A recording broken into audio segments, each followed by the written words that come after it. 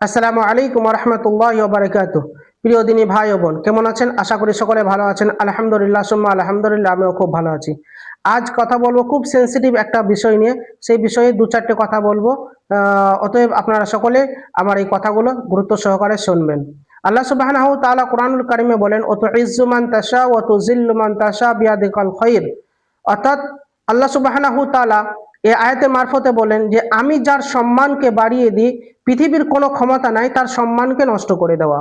পরের আয়াতে বলেন যে আমি যার সম্মানকে নষ্ট করে দিই, যাকে অসম্মানিত করি, পৃথিবীর কোনো মানুষের ক্ষমতা নাই তাকে অসম্মান করা। অর্থাৎ আল্লাহ সুবহানাহু তাআলা যাকে চান তার সম্মানকে বৃদ্ধি করে দেন, আল্লাহ সুবহানাহু তাআলা যাকে চান তার সম্মানকে কমিয়ে দেন। তো এই আয়াতের মারফতে আমরা বুঝতে পারলাম ঠিক একই কথা গত 4ই ডিসেম্বর আমাদের বর্তমান রাজ্য সরকার টিএমসি তৃণমূল কংগ্রেসের পক্ষ থেকে একজন এমএলএ হুমায়ুন কবির সাহেবকে তিনারা দল থেকে বহিষ্কার করেছিলেন। এটা আমরা সকলে জানি, এটাই রাজনৈতিক বিষয়, কিন্তু তারপরে ওই বিষয়ে কথা না বললেই নয়, তারপরেও বলছি। তো তিনাকে বহিষ্কার করেছিলেন। তো তিনার ব্যাপারে কিন্তু কেউ আমরা জানতাম না যে তিনার এতটা একটা জনপ্রিয়তা হয়ে যাবে বা এতটা মানুষের কাছে তিনি ভালোবাসা পাবেন, মানুষ এতটা তাকে মন থেকে অন্তর থেকে তাকে এতটা ভালোবাসবে, এটা কিন্তু আমরা কখনো এক্সপেক্ট করিনি বা কখনো আমরা এটা ভাবি নাই যে একজন এমএলএ কে মানুষ এতটা সাদরে আনন্দ গ্রহণ করবে, এতটা ভালোবাসবে, রাজ্যবাসী বা দেশ ব্যাপী এতটা ভালোবাসা পাবে। তা দেখুন, যদি সেই দিনকে ওই 4 তারিখে যদি হুমায়ুন কবির সাহেবকে যদি আমার মনে হয় যদি সেদিনকে রাজ্য সরকার যদি বহিষ্কার না করতো, তাহলে তেনার এই জনপ্রিয়তা কিন্তু এতটা আমরা কোনোদিন জানতাম না যে তিনি মানুষের কাছে এতটা ভালোবাসার মানুষ, এতটা ভালোবাসার পাত্র হিসাবে তেনাকে যে মানুষ গ্রহণ করেছে, এটা কিন্তু কখনোই পেতাম না। হ্যাঁ, অনেকে হয়তো বলবেন যে বাবরি মসজিদ করেছে বলে, বাবরি মসজিদের শিলান্যাস করেছে বলে হয়তো তেনাকে এত মানুষ ভালোবাসে বা গ্রহণ করছে। আসলেই তাই।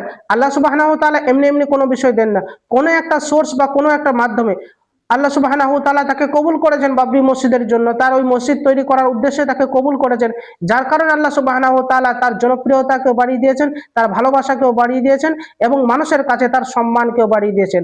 তাহলে এই আয়াত থেকে আমরা বুঝতে পারি যে আমরা যে অর্থাৎ রাজ্য সরকার চেয়েছিল যে তাকে যদি আমরা দল থেকে বহিষ্কার করে দিই, তাহলে তাকে মানুষ গ্রহণ তো করবে না, তাকে হয়তো সব অপমানিত হবে, লজ্জিত পাবে, এবং সেইভাবে অপমান করে কিন্তু মঞ্চে ডাকার পরে, আমন্ত্রিত হওয়ার পরে মঞ্চে উঠতে দেওয়া হয়নি, তেনাকে অপমান করে সাধারণত তেনাকে অপমান করেই কিন্তু দল থেকে বের করে দেওয়া হয়েছে। কিন্তু তারপরে আল্লাহ যার সম্মানকে বৃদ্ধি করে দেয়, আমি আপনি কে যার সম্মানকে ঘটিয়ে দেবো, অতএব আমরা কিন্তু তার সম্মান কমাতে পারি না, তার সম্মান বৃদ্ধি হয়ে যাবে। সেই জন্য আল্লাহ সুবহানাহু ওয়া তাআলা বলেন, ওয়াকুল জাল হক ওয়া যাহাকাল বাতিল ইন্নাল বাতিলা কানা যাহুকা। সত্য একদিন প্রকাশিত হবে, মিথ্যা চিরদিনের জন্যই মিথ্যা।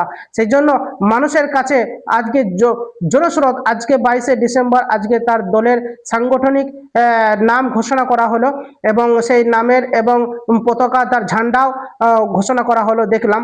তো সত্যিকারে মানুষের যে ভালোবাসা, মানুষের যে ঢল, লক্ষ লক্ষ মানুষের ঢল, বোঝা যায় যে হুমায়ুন কবির সাহেবকে সত্যিকারে এই রাজ্যের মানুষ কতটুকু ভালোবাসে, সত্যিকারে তাকে অন্তর থেকে ভালোবাসি এবং আল্লাহ তার দীর্ঘায়ু কামনা করি। আল্লাহ যেন তার নেক হায়াত দারাজ করেন এবং তিনি যে প্রজেক্ট, যে কাজে নেমেছেন, সে কাজ থেকে যেন তিনি সফলভাবে কামিয়াবি হতে পারেন, সেই নিয়ে তেনার জন্য দোয়া করি। আল্লাহ যেন তেনাকে কবুল করেন, আমিন। আসসালামু আলাইকুম ওয়া রাহমাতুল্লাহ।